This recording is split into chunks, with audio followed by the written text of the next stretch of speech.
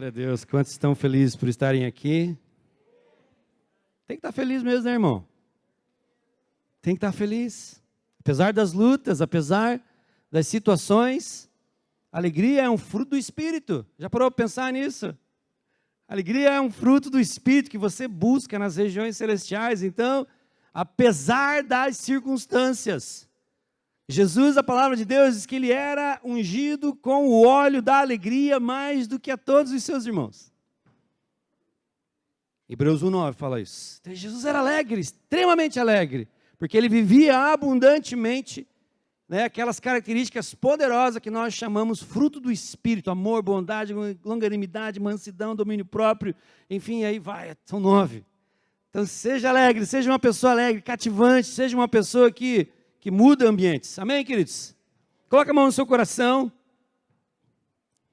Papai, nós estamos aqui nessa noite e já foi tão tremendo, Senhor, viver o momento da adoração, do louvor.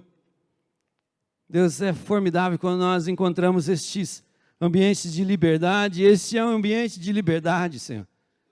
Este é um ambiente de liberdade. Por quê? Porque o Teu Espírito está aqui. O Teu Espírito está aqui. O Teu Espírito está aqui, apesar de nós, em nós, esperança da glória, Cristo. Tu és o nosso grande amor, Tu és o nosso grande desejo. Seja honrado, em nome de Jesus. E eu declaro, Pai, cada mente, cada pensamento, levado cativo à obediência de Cristo. Nós declaramos todo conhecimento, tudo aquilo que se levanta contra o conhecimento de Deus, cai por terra agora, e leva cativo todo pensamento, Senhor Deus, nós nos entregamos completamente, queremos que só o Senhor apareça no nome de Jesus. Amém. Talvez alguns já olharam e falaram assim: pastor Jéssica, aquela camisa vermelha por baixo, nada a ver, né? É a camisa do setor, irmãos, nós vestimos a camisa do setor. Amém, queridos? Eu quero dizer nessa noite, Deus nunca desiste. Quantos creem nisso? Nós podemos ver ao longo da revelação um Deus que nunca desiste. Nós podemos ver ali em Isaías 49:15, que diz assim: pode um pai e uma mãe esquecer do filho que gerou, mas eu jamais esquecerei dos meus. Sabe, querido, nós fazemos de segunda a sexta, nós temos um plano aqui na igreja de atendimento terapêutico, Eu sou, além de ser pastor, eu falo que primeiro eu sou pastor, depois eu sou psicólogo, E nós atendemos e nós vemos as pessoas que mais sofrem emocionalmente, são aquelas que na caminhada sofreram um abandono por parte do pai, muitos pasmem, mas por parte de mãe também. E emocionalmente nós dizemos assim, essas pessoas, elas têm uma fragilidade, uma vulnerabilidade maior. E por isso nós falamos: pai, você representa Deus na vida dos teus filhos. Mãe, achou que era só para o pai, né? Mãe, você representa a pessoa do Espírito Santo na vida dos teus filhos. Geralmente quem tem problema com mãe tem muito problema com o Espírito Santo. Quem sabe um dia a gente trabalha essas questões aqui. Se você quer saber mais, marca um horáriozinho lá comigo. Tá? Em nome de Jesus, nós queremos que Deus tenha uma enxurrada de libertação poderosa para trazer na vida da igreja, dos filhos, para que possamos fazer aquilo que a palavra de Deus diz que a natureza aguarda ardentemente, a manifestação dos filhos, a manifestação daqueles que entendem a sua identidade, a manifestação daqueles que andam em alegria, apesar das circunstâncias.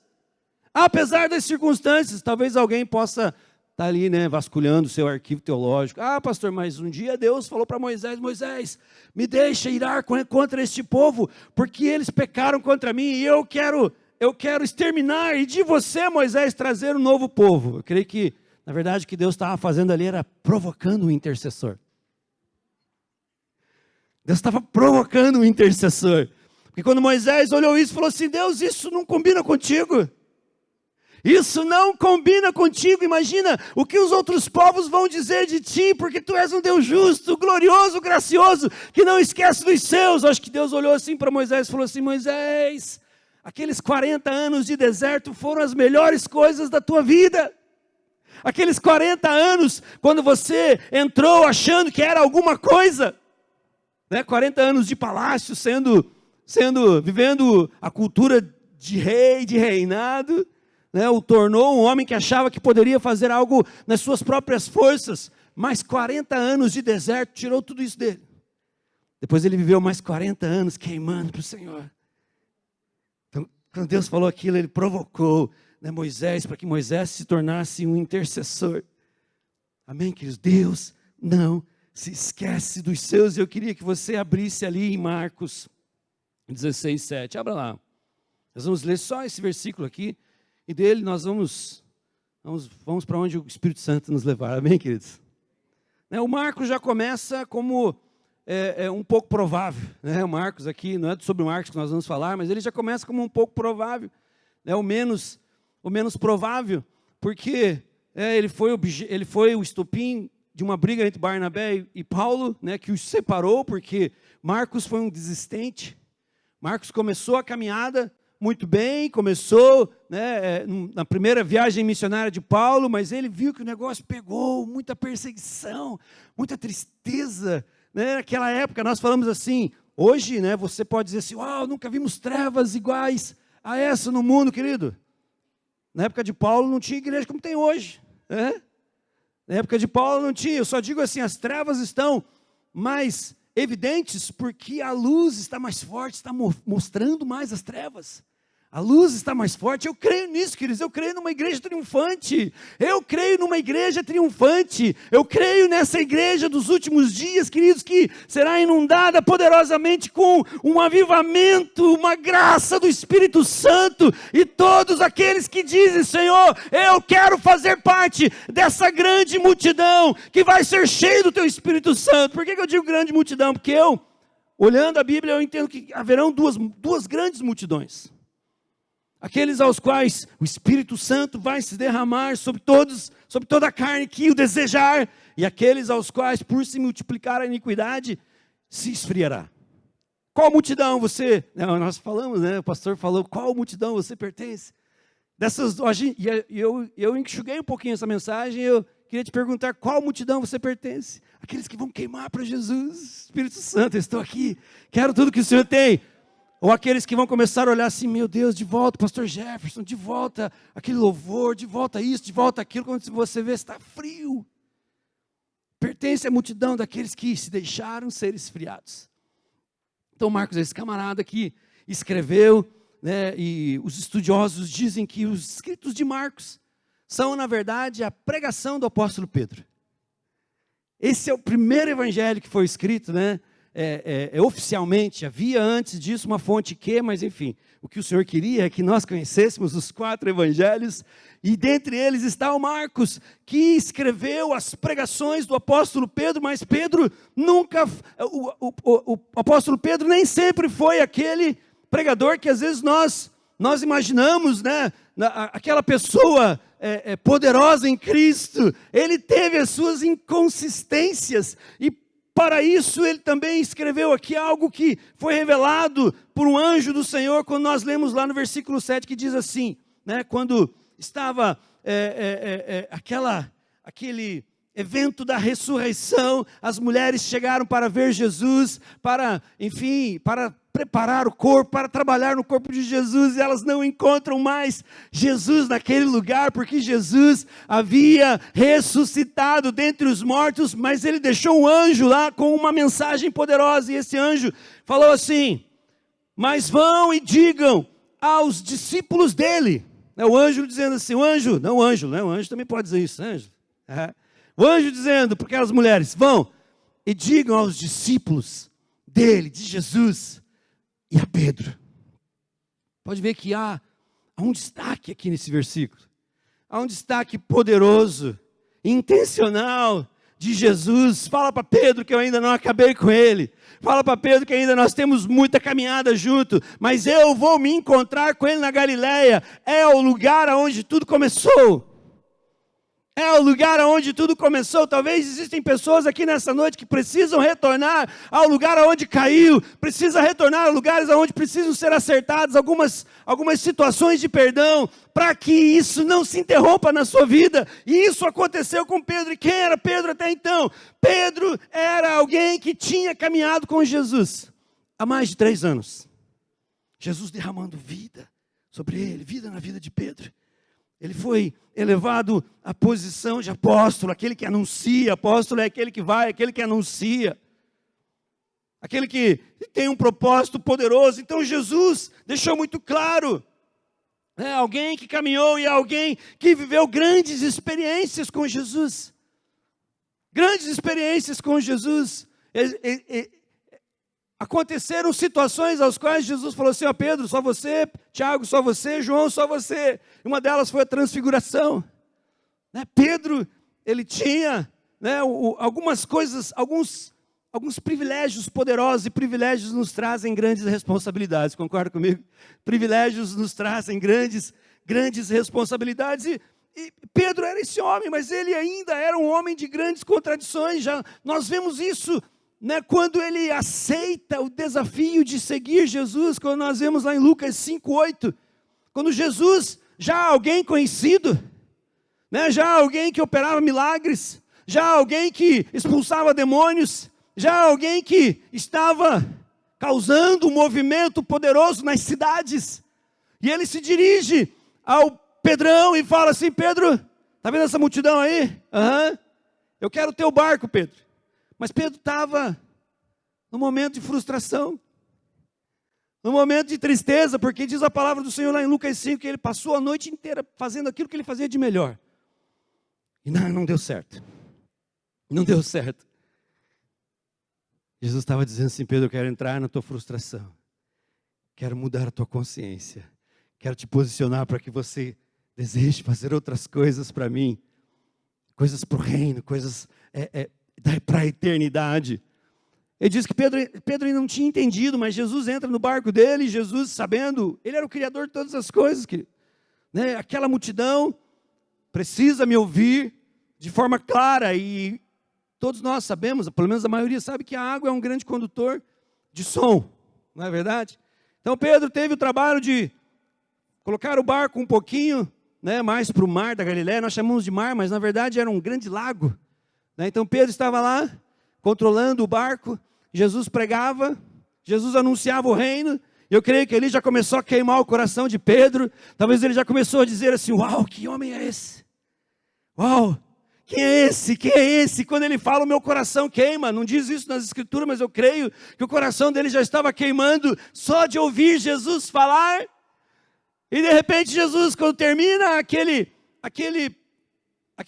tempo de pregação, quando as multidões já estão indo para casa, Jesus olha para Pedro e fala assim: Pedro, vamos para o mar aberto, vamos para o mais profundo, vamos para águas mais profundas.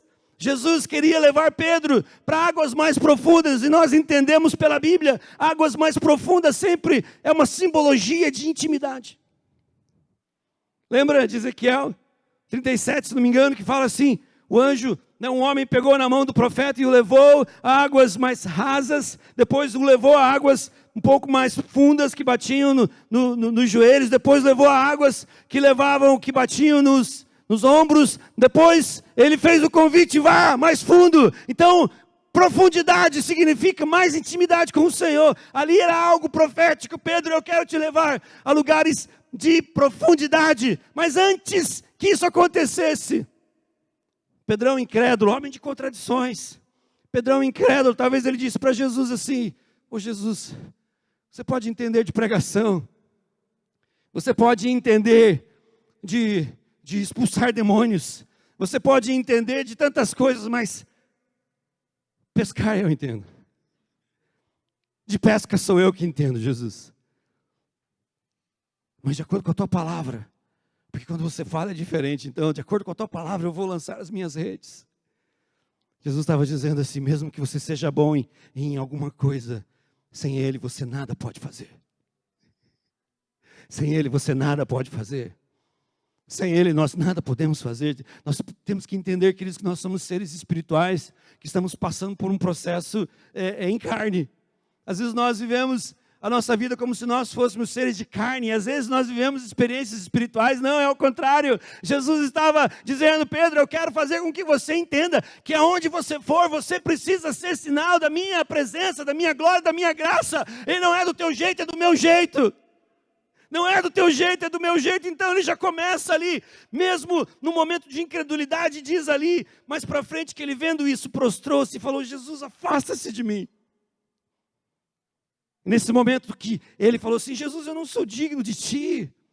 Às vezes nós achamos que é a nossa dignidade que faz algo diferente, algo que faz a diferença no reino. Não, queridos, é a dignidade de Cristo Jesus. Talvez muitos entraram aqui se sentindo indignos. Talvez muitos já pararam de orar porque se sentem indignos. Quem sou eu para dobrar os meus joelhos e falar com o Senhor do universo? É isso que o Senhor quer que você faça. Não é pela tua dignidade, querido. Não é, por mais que fôssemos perfeitos, por mais que fôssemos, queridos, irrepreensíveis, nós não teríamos direito à dignidade alguma. É Cristo, é Cristo, é Cristo. Então, quando Pedro se prostrou, ele falou assim: vem, me segue. Neste momento que ele se sentiu mais indigno, Jesus falou assim: vem, Pedro, eu tenho coisas tremendas com você. Não mais pescador de peixes. Não mais pescador de peixes, mas agora pescador de vidas, de homens. Caminhando nessa questão de contradições, quando nós lembramos de Pedro, nós pensamos em um homem, que o homem irrepreensível, ele caminhou bem, queridos. Mesmo depois que ele teve um encontro com o Espírito Santo, diz lá em Gálatas 2, o apóstolo Paulo diz assim: eu pude repreender Pedro, porque ele era repreensível. Porque quando entraram aqueles que eram da circuncisão, era um esquema assim de: ninguém pode me ver com este povo aqui, que senão eles vão falar mal de mim. E Pedro já era o grande apóstolo Pedro, uma das colunas da igreja. E Paulo olha para ele e fala assim: rapaz, cria vergonha na tua cara. Para de ser dissimulado, cara. Enquanto você estava comigo, você sentava com aqueles aos quais você não queria ser visto. Mas quando entra Tiago, irmão de Jesus, você sai da mesa. O que é isso, rapaz? Mas diz que Pedro recebeu essa repreensão, porque o apóstolo Paulo falava, ele era repreensível. Sejamos nós repreensíveis, queridos. Não quero ser perfeito, você não vai ser perfeito. Marcos, você não vai ser perfeito, Marcos. Não sei se te revelei algo aqui poderoso, não chore. Mas seja repreensível. Seja repreensível. Porque até mesmo as repreensões de Deus são repreensões em amor. E estava lá este homem, o homem das contradições, em Mateus 16, 6. Jesus leva os seus discípulos para um lugar terrível, né? Esse lugar era chamado a Cesareia de Filipe, o lugar das imagens, lugar enfim, nenhum judeu pisava naquele lugar, porque era um lugar terrível, era um lugar sinistro. E naquele lugar Jesus os leva para perguntar para eles: quem diz ser o Filho do Homem? Sei lá, Jesus. Elias, Elias, estavam esperando Elias, na verdade. Diz que o judeu ortodoxo tem uma cadeira a mais. Na sua mesa eles falam: não, esse aqui é o lugar de Elias. Eles esperam Elias. Jesus, talvez Jeremias, né, o grande profeta chorão que profetizava, ficou anos profetizando, né, e só tinha um discípulo. Às vezes a gente, Senhor, meu ministério, ninguém me segue. Fala, cara, vai para a vida de Jeremias. Teve um discípulo, chorava, pregava e a nação não ouvia. E aconteceu tudo aquilo que ele pregou, porque ele falava em nome de Deus. Talvez Jeremias, mas Pedro, tomado de uma convicção poderosa, falou assim: tu és o Cristo, aquele que nós esperamos, aquele que nós aguardamos. Jesus se impressiona com Pedro. Pedro, isso aí não é somente coisa da carne, não, mas é uma revelação poderosa. E o interessante é que mais para frente, né, nós vemos isso em Mateus 16, mais para frente no versículo 23, ou seja, talvez alguns minutos depois, quando Jesus estava realmente falando aquilo que haveria de acontecer, né, quando ele começou a desmontar os castelinhos de Pedro, de Tiago, né, de João. Não vai ser assim, ninguém vai sentar ao meu lado direito, pelo menos não ainda, nem ao lado esquerdo. Eu não vim aqui para trazer uma vida boa para vocês, mas eu vim aqui trazer uma consciência de reino, uma libertação mais poderosa do que aquelas que vocês pensaram que eu ia trazer, talvez expulsando o Império Romano. Não, eu vim trazer uma libertação de mente, de espírito, uma libertação do pecado, uma libertação do diabo. Diz que Pedro pega Jesus nas mãos e tirou ele à parte, né? Jesus, vem aqui, preciso falar com o Senhor. Vem aqui, não gostei. A gente faz isso com Jesus, né? Tempos atrás tem um atendimento, e alguém falou assim, pastor, eu coloquei Jesus na parede. Como é que foi esse negócio? Coloquei na parede, se ele não fizer tal coisa, então eu não sirvo ele. Então você não serve, irmão. Então você não serve. Foi mais ou menos isso que Pedro fez. Vem aqui, Jesus, não foi legal isso. Não, menino mau. Seria muito cômico se não fosse terrível. Às vezes a gente faz isso. Né? Alguns versículos atrás, Pedro, cara, que revelação do Espírito. Foi o Pai que te revelou isso. Agora ele olha para Pedro e fala assim, para trás de mim, Satanás. Homem de contradições. Nos momentos ele mostrava coragem, em alguns outros ele mostrou profunda covardia. Então esse era um homem de contradições, talvez é a forma como muitos caminham. E talvez muitos estão cansados disso e já estão desanimados, mas eu quero te dizer, queridos, os olhos do Senhor, eles estão postos sobre a tua vida, não para te condenar, mas para te dizer, filho, se você soubesse o que tem disponível para você, se você soubesse o que eu tenho disponível para você.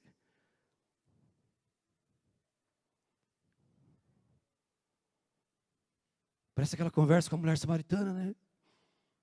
Se você soubesse quem é que te pede água, você que pediria água. Porque a água que eu tenho, ela transforma a sua vida numa fonte. Essa fonte jorra para a vida eterna.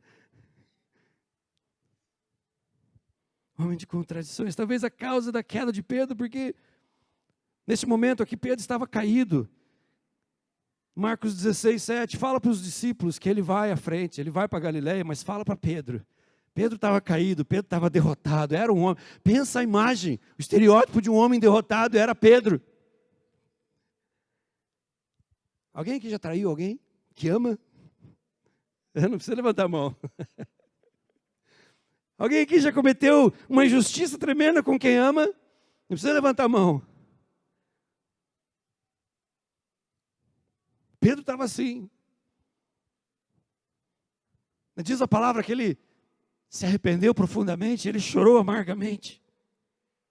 E talvez nessa caminhada, para que Pedro chegasse a esse ponto de chorar amargamente e estar desesperado, porque até então ele não sabia, talvez ele imaginava, acabou, pronto, acabou.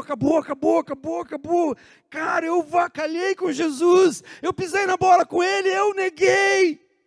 Talvez ele falava para ele mesmo, eu preferi estar morto agora. Mas eu não carregaria esse peso da traição. Talvez as causas da queda de Pedro foi exagerada confiança em si mesmo, né? Talvez ele pensava que tinha sido chamado por seu próprio mérito, né? Diz ali em Marcos 14, 31, diz que Jesus falou assim, Pedro, você vai me trair. Ele falou, não, Senhor, eu não vou te trair. E ele insistia com mais veemência, ou seja, Jesus falava, ele levantava a voz mais alto. Não, Senhor, não é verdade. Podem todos te trair, ainda que seja necessário morrer contigo. Eu não te negarei. Talvez a outra causa que levou Pedro a essa situação foi porque ele se considerou melhor do que os outros. Não basta se achar que é bom ou triste, é você se achar melhor. Ou seja, eu sou tão bom para essa igreja, né? Esses tempos atrás, eu vi que alguém disse assim, não, mas quem tem que me agradecer por ir na igreja são os pastores.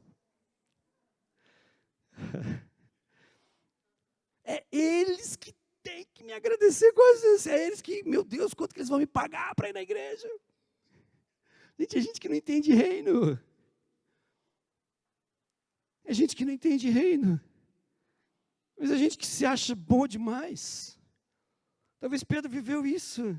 Cara, eu sou bom demais para andar com esses camaradas. Jesus, podem todos te achar uma pedra de tropeço, eu jamais, Jesus. Mas será que a intenção era ir até o fim com Jesus? Claro que não, a gente viu que não. Mas a intenção era, uau, Jesus, quando o Senhor estiver reinando, eu vou reinar do teu lado. Eu quero ser o seu primeiro-ministro. Eu quero ser o primeiro-ministro, né? Eu quero ser eu nem sei mais quem que é o primeiro-ministro da Grã-Bretanha, que é aquele doido, cabeludo lá, aquele. Como é que é? Ah, sei lá. Eu quero ser o teu primeiro-ministro. Quero sentar, quero andar, né, nos palácios. Aí sim. Então ele considerou ser melhor do que os outros. Ele disse lá em Marcos 14, 29, ainda que todos se escandalizem, ainda que todos te deixem, eu não sou como esse, Jesus. Ah, não. Eu não sou como o Joãozinho, esse melancólico que fica deitando no teu peito, chorando todo momento, né? Talvez João era eu, né? Eu sou igual o pastor Gerson. O cara só chora, meu. Eu não sou igual ao Tomé, é o cara da incredulidade. Não, eu sou melhor. Quero dizer, se você vive assim, você não vai cair, você já caiu. Irmãos, Deus não precisa de nós. Você acha que Deus está lá melancólico? Oh, meu Deus, eu preciso de você. Oh, meu Deus, não, né? Oh, eu mesmo, né? Oh, eu mesmo. Oh, eu mesmo do céu. Eu preciso tanto de você, eu estou aqui, uma melancolia, eu creio que Deus sofre por você. Mas Ele fala, cara, você precisa entender. Você precisa pedir para o meu Espírito abrir a tua mente, iluminar os olhos do teu coração. Pede isso, querido, pede isso. A palavra de Deus diz em Provérbios 16, 18 que a soberba precede a ruína. A soberba precede a ruína. E uma das coisas poderosas que Jesus nos deixa como legado é aprender de mim, que sou poderoso, ressuscito os mortos. É isso? Aprender de mim. Sou manso e humilde de coração. Tempos atrás alguém estava falando para mim, pastor, eu peço ao Senhor, dá humildade, eu não consigo. Eu falei, Senhor, te coloca em situações nas quais você vai testar essa humildade. Ou você acha que ela vai vir assim, pô, sou humilde agora. Você vai te colocar em situações. Situações ao qual, às vezes, você é injustiçado e você é humilde. Não para ser capacho, mas para ser assertivo. Humildade não é ser capacho, é ser assertivo. É não levantar a voz. É amar quem está do outro lado ali, mesmo que seja alguém que está querendo te cobrar alguma coisa abusiva. Mas você pode mostrar Jesus para a vida deles. Então, humildade vem por experiências. Mansidão vem por situações as quais o Senhor te coloca para viver. Amém ou não amém? Pedro foi incapaz de orar e vigiar no momento mais crucial do universo. Jesus tinha ido para o Getsêmani. Getsêmani significa prensa de óleo. Jesus sempre ia orar. Às vezes Jesus, cadê Jesus? Uau, cadê Jesus? Sumiu. Foi arrebatado? Não, foi para o monte orar. Passava a noite orando, sozinho. Mas naquele momento Jesus falou assim, ó, vem comigo Pedro, vem comigo Tiago, vem comigo João. Vem vigiar comigo, minha alma está angustiada. Vem comigo, e diz que Jesus lá, cara, decidindo a nossa eternidade. A nossa eternidade, a eternidade de Pedro sendo decidida naquele momento. E o Pedrão dormindo. Eu falei esses dias que eu levantava de madrugada para orar, e eu levantava de madrugada, na verdade, para dormir no sofá. Eu não tinha esse versículo no meu celular, mas a hora que eu acordei, eu coloquei para ler a Bíblia, de repente estava lá, nem uma hora pudesse velar comigo. Oh, Jesus, me perdoa, agora vou orar de pé, então, né? Eu não dormi. Mas Pedro, ele não discerniu o momento, ele não discerniu a natureza da batalha. E diz mais para frente que ele se perdeu emocionalmente. Descontrole emocional, queridos, nós vivemos em tempos de descontrole emocional. Mas você não precisa ser vítima disso se você entender quem você é em Cristo. Você pode escolher os pensamentos que vão dominar o seu cérebro. Né? O cérebro não tem mente, mas a mente tem cérebro. Parece coisa esquisita, né? Mas você pode escolher os pensamentos que vão dominar a tua vida. Quem sabe um dia a gente entra nessas áreas aí, marca uma horinha comigo lá que eu te explico melhor. Mas você pode em Cristo decidir como vai ser a tua vida. Você tem esse poder em Cristo, decidir como você vai viver, até diante das dificuldades, até diante dos dilemas, enfim, de tudo aquilo que vem tentando te derrubar. Você em Cristo é mais do que vencedor, nós somos mais do que vencedores em Cristo Jesus, que nos fortalece, querido. Ele diz que Pedro perdeu o controle emocional, porque mesmo andando com Cristo, presta atenção nisso, ele andava armado, sabia disso? De onde que eu tiro isso? João 18:10 diz que aconteceu aquele movimento de prender a Jesus e João tinha uma arma, cara. Qual é a arma que você usa? Será que a tua arma pode ser orgulho, arrogância, prepotência? Pode ser, o meu jeitão, eu não deixei Jesus entrar ainda nessa área da minha vida. Então, isso são armas que você usa, armas carnais. E a palavra de Deus diz assim, mesmo andando em carne, eu não luto como alguém que anda em carne, mas as minhas armas são poderosas em Deus para destruir fortalezas. São poderosas em Deus para destruir fortalezas. Pedro estava armado, queria resolver a situação do seu modo. Às vezes nós queremos resolver as coisas do nosso modo, mas não é do nosso modo, é do modo de Jesus, é do modo da Bíblia, é como a Bíblia diz, é como o Senhor nos chamou para viver, é assim que temos que viver, queridos. Pedro não discerniu a natureza da batalha, por isso ele quis matar o Malco.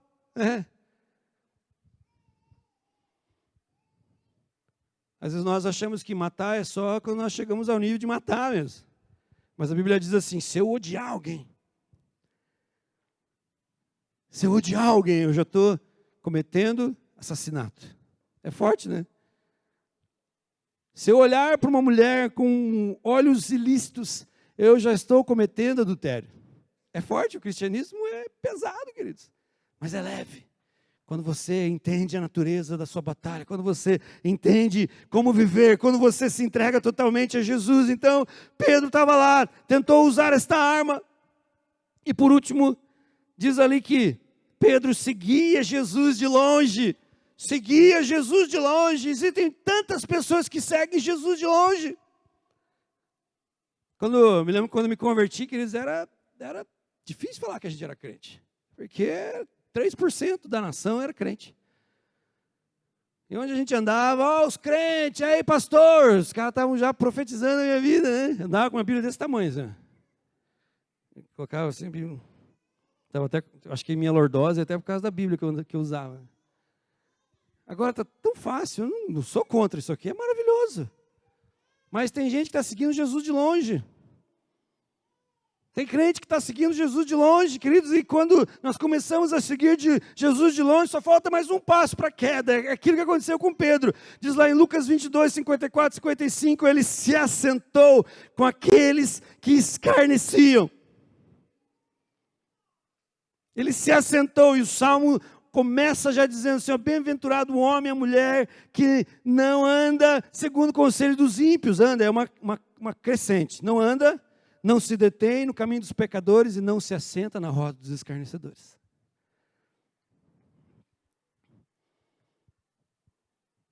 Isso tudo levou Pedro a dizer veementemente naquela noite, assim, eu não conheço esse homem. Não é você que andava com Jesus? Não é você cara, você tem a cara de Jesus, você fala igual ele. Eu não conheço ele, né? Pois um pouquinho mais para frente,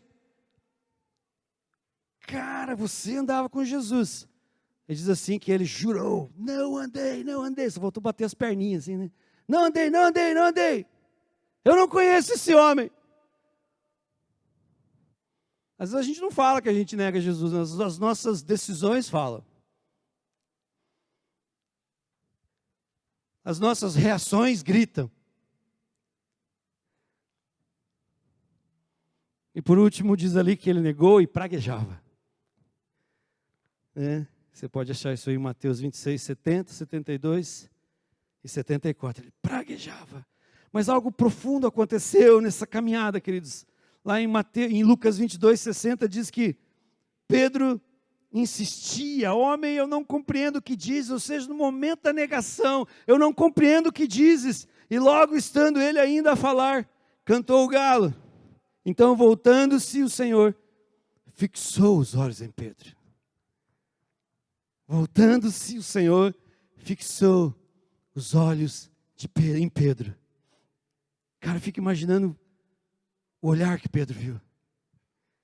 Eu fico imaginando a graça que Pedro viu. Eu fico imaginando as lembranças que aquele olhar despertou em Pedro. Ele falou assim: cara, ninguém me tratou como Jesus me tratou. Ninguém me amou como Jesus me amou. Ninguém acreditou em mim como Jesus acreditou. Ninguém investiu em mim como Jesus investiu em mim. Fixou os olhos em Pedro. E Pedro se lembrou da palavra do Senhor. Como lhe dissera: 3 vezes me negarás. E antes do galo cantar, Pedro, saindo dali, chorou amargamente. Chorou de arrependimento. Deus pôde encontrar no coração de Pedro arrependimento. É diferente de remorso, querido. Remorso é: eu estou com tanta culpa daquilo que eu fiz. Mas isso não é suficiente para eu parar. Eu estou com tanta culpa daquilo que eu fiz, mas mas eu vou continuar, que é bom, mas tudo bem, eu vivo nesse negócio de culpa, mas arrependimento é algo que vai lá no profundo da tua alma e fala assim: Jesus, eu não vou mais fazer isso. Jesus, eu não vou mais, Senhor, negar o Senhor diante das pessoas, diante dos homens. E nós vemos isso. Pedro, outro homem em Atos dos Apóstolos, diz em Atos dos Apóstolos, no momento que eles apanharam, né, dos fariseus, eles saíram alegres. O que vocês estão alegres? A gente acabou de apanhar por causa de Jesus. Acabamos de levar ali uma surra por causa de Jesus. E os caras estavam felizes, mano. Os caras estavam felizes. Então é aquilo, Deus pôde encontrar lágrimas de arrependimento que foram geradas por causa do olhar de Cristo. Quero te dizer, quando alguém fala para você: se os olhos de Cristo estão sobre você, cara, são olhos de amor. São olhos de amor, são olhos de graça, dizendo assim, dizendo o teu nome: eu te amo tanto, eu tenho tanto para você, eu tenho uma nova vida para você, eu tenho um novo nível para você, eu tenho águas profundas para você. Você não precisa andar armado, você só confia, só se entrega, viva a vida que eu tenho para você, não se desespere. Não seja uma pessoa ansiosa, porque eu prometo, eu prometi, eu estou com você, eu estarei com você. E querido, a exemplo de Pedro, quando nós refletimos sobre a nossa vida, nós vemos o nosso pouco progresso espiritual. Às vezes nós vemos a nossa negligência com almas perdidas. Queridos, às vezes a gente se preocupa tanto com as nossas coisas, e alguém já disse, e até virou um jargão: quando nós nos preocupamos com as nossas coisas, nós nos preocupamos. Quando nós nos preocupamos com as coisas de Deus, Deus se preocupa com as nossas coisas.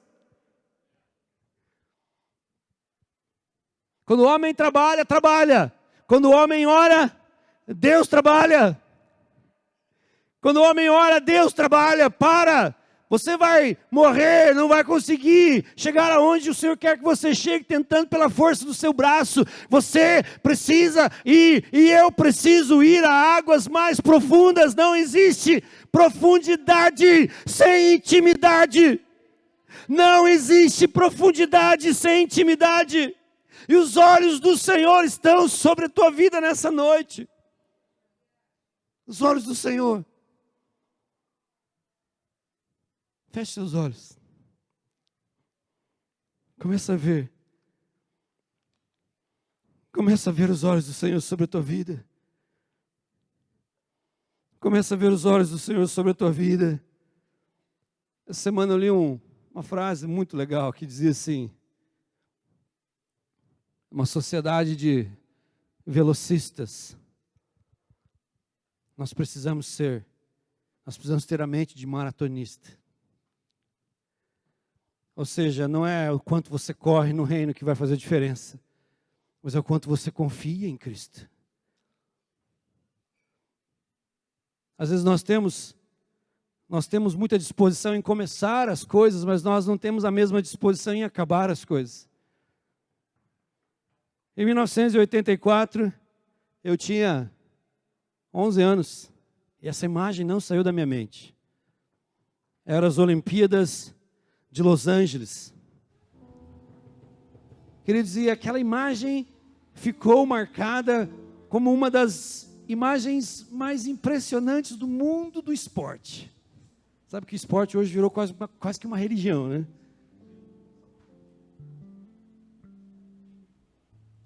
E essa mulher chamada Gabrielle Anderson, ela chegou em último lugar, queridos. Ela chegou em último lugar. Mas eu quero te dizer uma coisa, ninguém se lembra quem foi o primeiro. Ninguém se lembra quem foi o medalhista de ouro dessa competição. Ninguém. Mas todos, a maioria, lembra quem foi Gabrielle Anderson. Talvez você não conheça ela pelo nome, mas você vai entender quem ela é quando eu começar a descrever. Faltava um pouco mais que 1 quilômetro para chegar na linha de chegada. Você já entendeu, né? Faltava um pouco mais de 1 quilômetro. E ela queria simplesmente passar a linha de chegada. E ela poderia ter desistido porque ela já estava desidratada, ela já estava cheia de câimbras, já estava com dores profundas. Mas ela foi cambaleando. Ah, mas ninguém podia ajudar. Não podia ajudar. Mas ela foi cambaleando, mais de 1 quilômetro. Não sei se você se lembra dessa cena, mas ela foi cambaleando. Cambaleando. E aquilo, a narração daquele fato é impressionante. Como aquela grande multidão estava ovacionando aquela mulher, foi impressionante. Eu me lembro quando nós lemos lá em Hebreus 12, que fala assim: nós temos uma grande nuvem de testemunhas, e é essa cena. É como se o autor de Hebreus estivesse dizendo assim: eles estão nos incentivando, vá, cara, não importa como, vá, não importa se você cai aqui, lembra, fixa no alvo, não para, vai se desvencilhando de todo o peso, diz ali, se desvencilha de todo o peso do pecado, tira as armas, tira a espada, tira e vai, fixa no alvo. Foi isso que ela fez. Ninguém se lembra quem foi o medalhista de ouro, porque para ela a vitória é ela chegar na linha de chegada. Para Jesus é assim, querido. Para Jesus é assim, não importa como você está vindo, venha. Eu me lembro que o treinador dela estava aqui, ó, venha, eu só posso te abraçar, eu só posso te amparar quando você cruzar a linha de chegada. E ela foi cambaleando, e ela olhava, se ela olhasse para o lado ela caía, mas ela olhava para frente, eu vou. Por isso o autor de Hebreus fala assim: olhando firmemente para o autor e consumador da minha fé, Jesus Cristo. Sabe como que termina a vida desse homem aqui que disse assim: eu não conheço Jesus, eu juro que eu não o conheço, eu praguejo quem diz que eu conheço. No fim da vida dele diz a história que ele morreu incentivando a esposa: vem aqui, esposa, vai lá, morre crucificada, vai passar. Aquela esposa que Jesus curou ela da febre, lembra? Talvez foi por isso, dizem que foi por isso que talvez não curou a sogra dele da febre, né? Por isso que Jesus negou, por isso que Pedro negou Jesus, alguns dizem assim, né? Tô brincando. Mas ele olhava para a esposa: olha, você vai morrer crucificada, mas fica firme. Imagina teu esposo dizendo isso, talvez você não me ama? Não, ele amava profundamente ela. Tanto que ele incentivava: vá, porque a coroa da glória que você vai receber é demais, e a maior glória que nós recebemos é Jesus. E depois que ela morreu, né, foi por partes, né? Pedro vai ver a esposa ser crucificada para ver se ele nega. Era assim que eles faziam. Você, Pedro, vai ver a tua esposa ser crucificada para ver se esse coração é covarde. Não teu, Pedro. Vai negar e vai dizer assim: eu nego Jesus, chega esse negócio de cristianismo. Então ele viu a esposa, ele falou: não, agora é minha vez. Só que eu queria pedir uma coisa para vocês, bondosos romanos. Bondosos soldados, né? Quem assistiu o filme do Mel Gibson, era mais ou menos aquilo.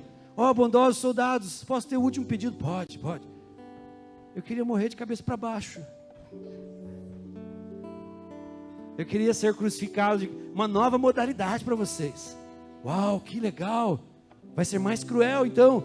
É isso aí, vai sofrer mais. Então estamos dentro. Então penduraram Pedro de cabeça para baixo, sabe por quê?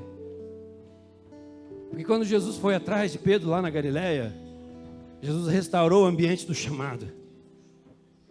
Restaurou o ambiente do chamado. Pode ver, era o mesmo ambiente, peixe, barco, pesca, milagre. E Jesus, só que tinha peixe já assadinho, né? Vem aqui comer peixe. Pedro lembra de tudo. Uau. Pedro, eu vim atrás de você, Pedro, porque eu te amo. E você me ama. Pedro, eu te amo com amor incomparável, com o amor ágape, com o amor incondicional. Você me ama, Pedro, assim? E Pedro cara, Jesus, não tem que eu esconder de você. Eu te amo, mas com amor de amigo, né? Abraça aqui, amor de amigão, amigão. Eu te amo com amor de amigo, eu te filéu. Daí Jesus chega para Pedro e fala assim: mas Pedro, cara, você me ágape, Jesus. E Pedro já chorando, porque ele não conseguia dar essa resposta. Eu te amo com amor incondicional, Jesus. E daí Jesus, talvez me negou 3 vezes, então agora vai ter que ouvir de mim se ele me ama 3 vezes. Então Jesus baixa o nível, né? Assim, bom sentido. Pedro, tu me amas com amor de amigo? E ele já chorando, amargamente, chorando, soluçava. Ele falava assim: Jesus, não é o tipo de amor que eu queria ter para contigo, mas é o que eu posso te oferecer. Diz ali que Jesus ficou bravo. Não, Jesus falou assim: Pedro, então você está restaurado, cara. Então nessa noite eu te restauro. Nessa manhã eu te restauro, nesse ambiente eu te restauro. Pedro, aquilo para qual eu vivi e morri, que era a minha igreja, agora eu estou te dizendo: apacenta as minhas ovelhas. Pedro, você está afim? Pode crescer.